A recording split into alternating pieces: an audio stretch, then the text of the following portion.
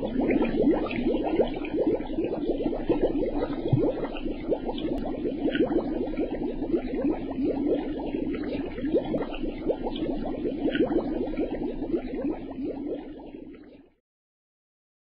الله الرحمن الرحیم الحمد للہ والصلاة والسلام علی رسول اللہ وعلی آلہ واصحابہ اجمعین اما بعد۔ ناظرین کرام، السلام علیکم ورحمۃ اللہ وبرکاتہ۔ مسلمان کے شب و روز کے عنوان سے اس پروگرام کے ہمراہ ہم آپ کی خدمت میں حاضر ہیں۔ آج کی اس ملاقات میں ہمارا موضوع گفتگو ہے جمعے کے دن کے فضائل اور آداب۔ رسول اللہ صلی اللہ علیہ وسلم نے ارشاد فرمایا، خیر یوم طلعت علیہ الشمس یوم الجمعہ، تمام دنوں میں بہترین دن جمعے کا دن ہے۔ فیہ خلق آدم، اسی دن آدم علیہ السلام کو پیدا کیا گیا۔ وفیہ ادخل الجنہ، اسی دن آدم علیہ السلام کو جنت میں داخل کیا گیا۔ وفیہ اخرج منہا، اور اسی دن انہیں یعنی آدم علیہ السلام کو جنت سے نکالا گیا۔ یعنی رسول اللہ صلی اللہ علیہ وسلم کی طرف سے اس ارشاد مبارک کی روح سے ہمیں جمعہ کے دن کی اہمیت بتانا اور سمجھانا مقصود ہے کہ اللہ کے نزدیک یہ افضل ترین اور مبارک ترین دن ہے۔ ہفتے بھر کے تمام دنوں کے مقابلے میں سب سے عمدہ اور مبارک ترین دن جمعے کا دن ہی ہے۔ پھر مزید اس دن کی اہمیت کو یوں سمجھنا چاہیے کہ ظاہر ہے کہ ہم سبھی اور یہ تمام دنیائے انسانیت اور تمام انسان جو کہ ماضی میں ہم سے پہلے گزر چکے اور جو آج اس روئے زمین پر موجود ہیں اور جو کہ آئندہ بھی تا قیامت آنے والے ہیں، یہ تمام انسان آدمی ہیں۔ آدمی کا مطلب یہ کہ آدم علیہ السلام کی اولاد ہیں، بنی آدم ہیں۔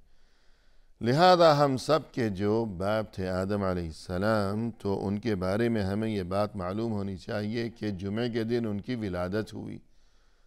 اور جمعے کے دن ہی انہیں جنت میں داخلہ نصیب ہوا، اور پھر جمعے کے دن ہی انہیں جنت سے نکالا بھی گیا۔ صحیح مسلم میں یہ حدیث ہے۔ اسی طرح فرمایا رسول اللہ صلی اللہ علیہ وسلم نے، من توضأ فأحسن الوضوء ثم أتى الجمعة فاستمع وأنصت غفر له ما بينه وبين الجمعة وزيادة 3 أيام ومن مس الحصى فقد لغى۔ فرمایا کہ جس نے جمعہ کے دن وضو کیا اور خوب اچھی طرح وضو کیا،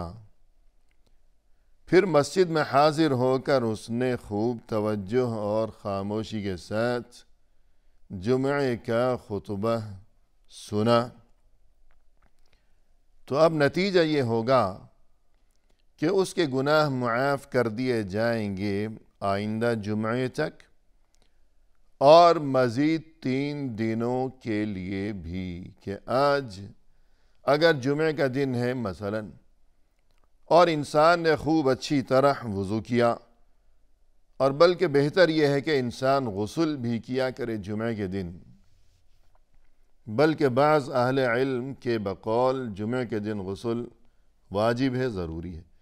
جبکہ دیگر بعض کے بقول واجب تو نہیں ہے لیکن افضل ہے، بہتر ہے۔ تو اگر غسل کیا تو بہت اچھی بات ہے، ورنہ کم از کم یہ کہ جس طرح اس حدیث میں آپ صلی اللہ علیہ وسلم کا یہ ارشاد مبارک کہ جس نے وضو کیا اور خوب اچھی طرح وضو کیا، پھر وہ مسجد میں حاضر ہوا، خوب توجہ کے ساتھ اس نے خاموشی کے ساتھ وہاں بیٹھ کر جمعے کا خطبہ سنا، تو آج جو جمعے کا دن ہے کہ آج اس نے یہ کام انجام دیا ہے، تو نتیجہ یہ ہوگا کہ آئندہ جمعے تک بھی مزید یہ کہ اس کے بعد بھی مزید 3 دنوں کے لیے بھی جو بھی گناہ ہوں گے وہ معاف کر دیے گئے. یعنی صغیرہ گناہ، چھوٹے گناہ. جو بڑے گناہ ہیں ان کا معاملہ مختلف ہے کہ باقاعدہ انسان کو چاہیے کہ اگر کوئی بڑا گناہ سرزد ہو گیا ہو تو باقاعدہ اس گناہ کے لیے الگ مستقل توبہ کی جائے. اس گناہ کا نام لے کر انسان یا ذہن میں اس کا تصور کر کے مستقل انسان توبہ کرے، اللہ سے مغفرت و معافی کا طلبگار بنا رہے. اور اس کے بعد اسی حدیث میں فرمائے کہ وَمَن مَسَّ الْحَصَى فَقَدْ لَغَى، جس نے کنکر کو چھیڑا اس نے فضول کام کیا. یعنی یہ جو فرمایا کہ وضو کیا خوب اچھی طرح، پھر مسجد میں حاضر ہوا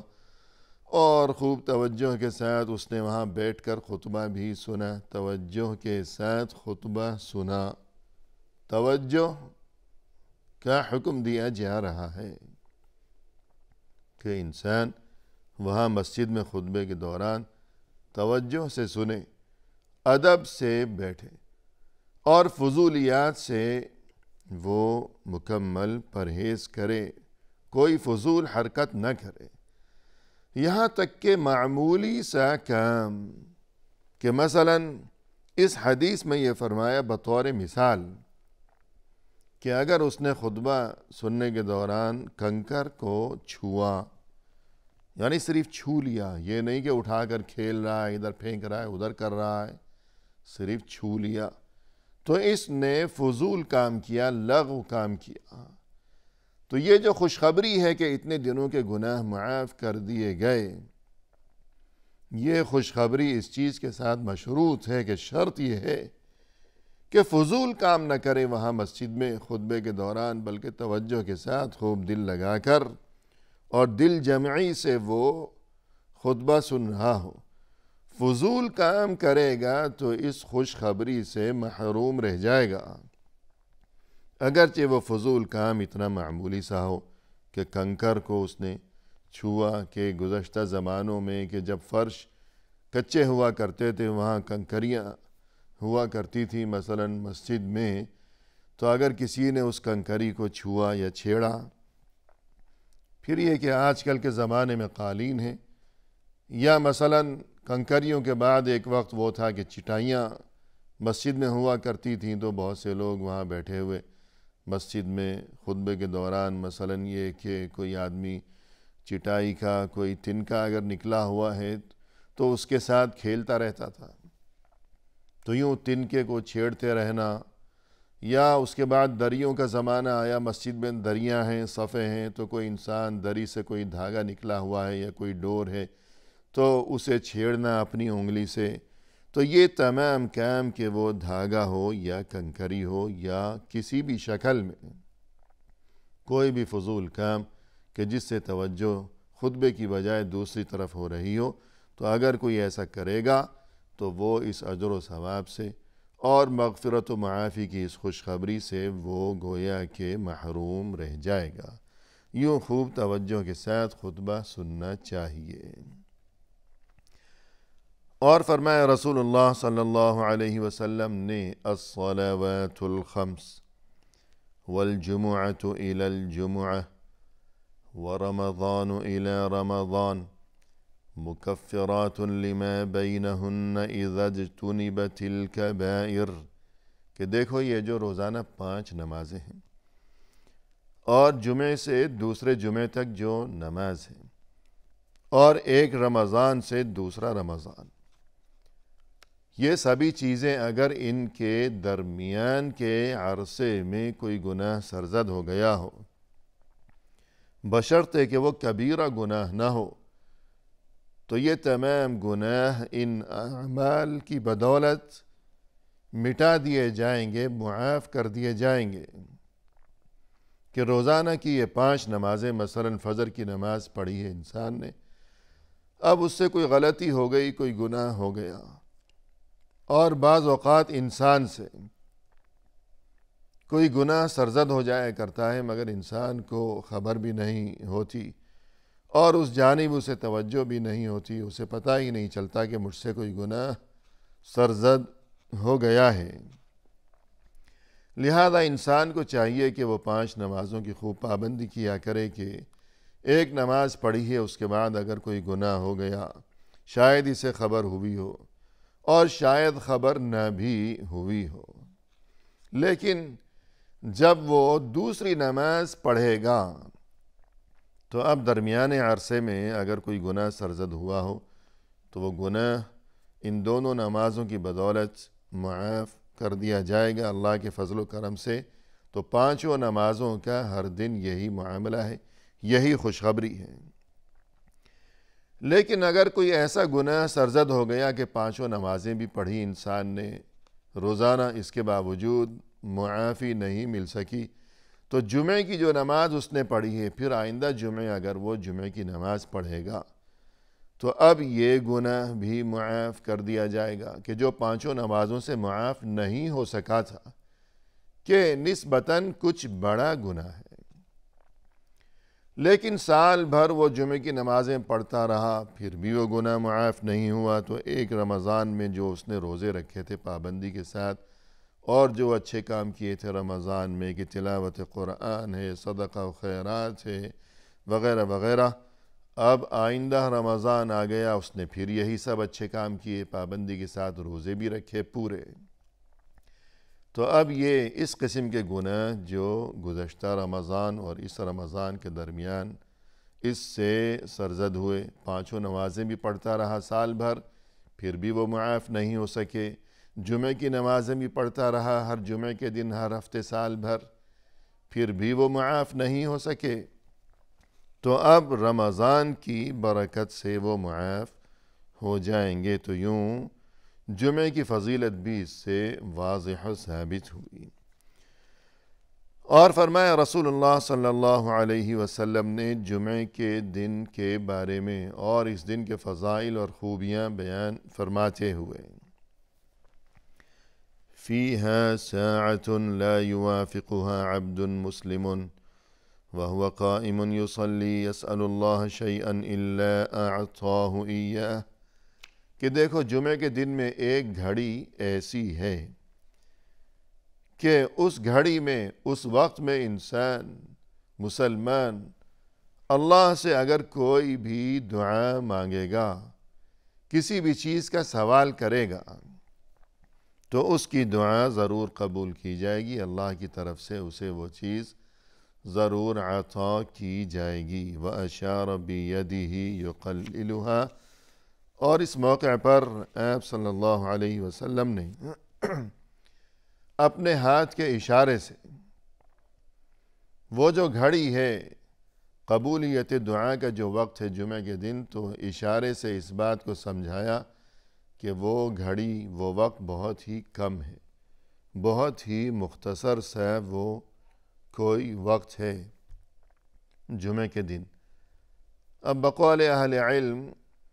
کسی نے یوں کہا کہ وہ جمعہ کے دن عصر کے بعد سے غروب آفتاب یعنی مغرب، عصر اور مغرب کے درمیان وہ کوئی مختصر سا وقت ہے، بہت تھوڑا سا وقت ہے، چھوٹی سی کوئی وہ گھڑی ہے، لیکن اکثر اہل علم کی رائے یہ ہے کہ وہ جب خطبے کی ابتدا ہوئی ہے اور نماز کے اختتام تک کہ خطیب نے جب جمعے کا آغاز کیا ہے، اس خطبے کی ابتدا کی ہے اور اس کے بعد نماز بھی پڑھائی، سلام پھیرا، تو اس دوران وہ کوئی بھی وقت ہے، اور اس سے بھی بڑھ کر زیادہ اہل علم کا خیال یہ ہے کہ پھر اس وقت میں بھی وہ لمحہ کہ جب خطیب 2 خطبوں کے درمیان مختصر سے وقت کے لیے جب بیٹھتا ہے، 2 خطبوں کے درمیان جب توقف کیا جاتا ہے خطیب بیٹھ جاتا ہے، پھر دوبارہ اٹھتا ہے دوسرے خطبے کے لیے، یہ ہے وہ قبولیت کا وقت۔ الغرض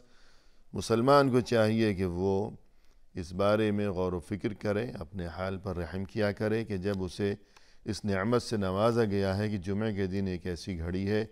کہ دعا رد نہیں کی جائے گی، ضرور قبول کی جائے گی، تو اس سے فائدہ اٹھانا چاہیے۔ اور اس سے بھی ظاہر ہے کہ جمعہ کے دن کی فضیلت بتانا اور سمجھانا مقصود ہے۔ یہ حدیث متفق علیہ ہے، یعنی بخاری اور مسلم دونوں میں موجود ہے۔ اس کے بعد یہ کہ ناظرین کرام، جمعہ کے دن کے تعلق سے ایک بات جو ہمیں جس کی تعلیم دی گئی ہے وہ یہ کہ انسان کو چاہیے کہ جمعہ کی نماز کے لیے وہ سستی سے کام نہ لے، بلکہ ہمت کا مظاہرہ کرے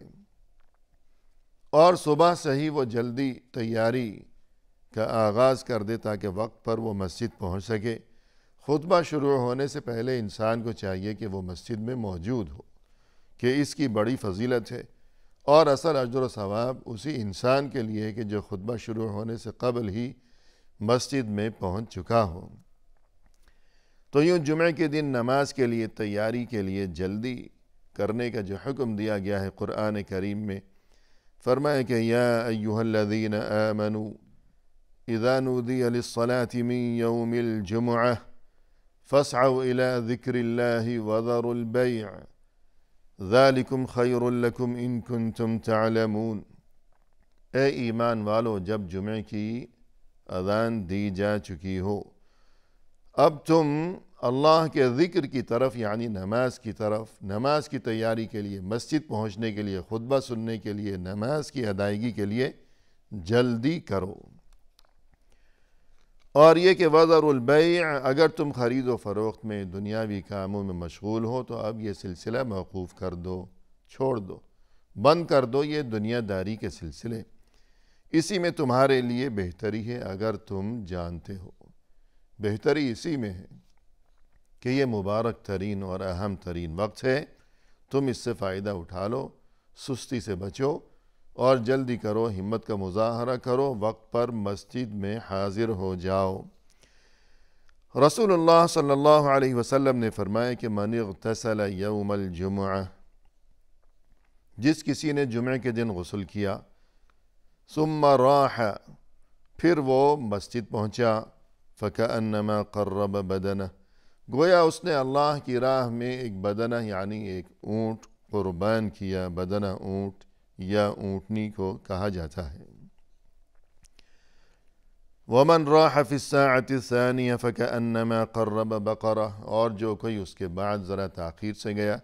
گویا اس نے اللہ کی راہ میں گائے قربان کی۔ اس کے بعد فرمایا کہ جو کوئی مزید تاخیر سے پہنچا، گویا اس نے ایک دمبا قربان کیا۔ پھر جس نے اور دیر کی، دیر سے پہنچا، اس نے گویا ایک مرغی قربان کی، اور جو اس کے بھی بعد پہنچا، گویا اس نے اللہ کی راہ میں ایک انڈا